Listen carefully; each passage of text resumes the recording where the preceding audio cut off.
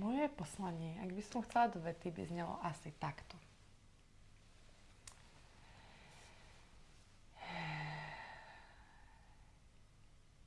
Ja sa stretávam v intímnom dotyku s ľuďmi, s mužmi a so ženami. V mojich emóciách, moje radosti, moje bolesti sa ukazujem nahá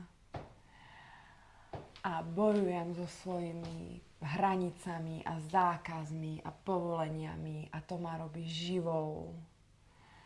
Stretávam sa s krásnymi, nahými ľuďmi v objatiach, v intimite a za to dostávam zaplatené a vediem hojný život.